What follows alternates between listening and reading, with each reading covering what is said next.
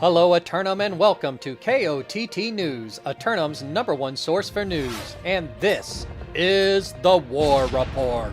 No change in the dynamic of Eternum last night, as you might expect after an evening of peace. Antsy members of the citizenry were practicing their pillar-humping techniques outside the north gates of Corinth in order to make sure their PvP skills stayed sharp.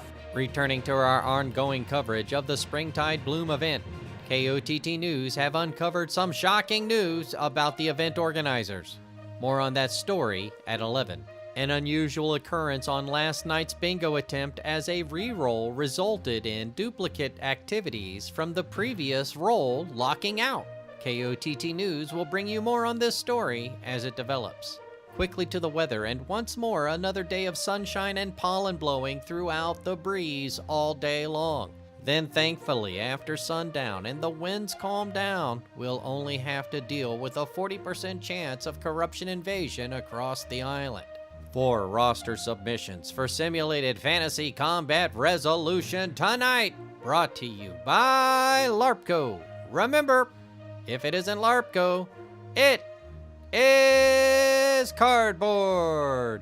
First up, the Marauders of Emotional Damage assail the Covenant forces of Error.pxp for control of the island's secondary oil reserves of Cutlass Keys. Emotional damage, putting their pressure on this foe they have gone back and forth with before. If they have been continuing to improve, the CEOs of Beijing Corn may have become unstoppable. Under cover of the Springtide Bloom, Error.pxp have been hard at work smuggling the spice and hyssop through Reekwater into Morningdale for the hobos. But are they too distracted to defend the keys?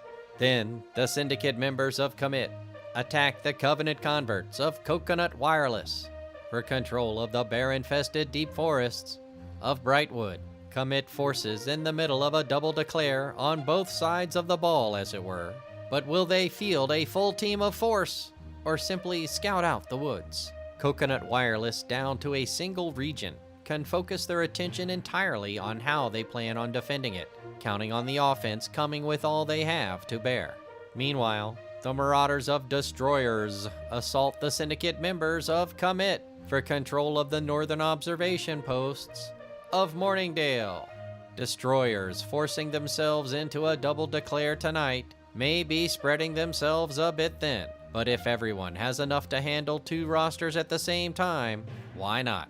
Commit on defense in Morningdale may prioritize their offensive efforts in the central corridor, but yielding the forward observation post means no short notice warnings on large-scale invasions. Also, the Marauders of Destroyers attack the Covenant hero worshippers of Outcasts for Crown and Kingdom of the Western Monarch's Bluff. In their other fight of the time slot, Destroyers' forces facing off against an undivided Outcast crew. But will brute strength empower them to victory? Outcast will be able to decide how they fill their roster at the last minute tonight.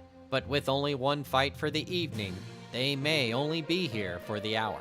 Be sure to tune in for complete coverage and reactions from the citizens tonight at 11. Until then, this has been War Correspondent JChalant, KOTT News.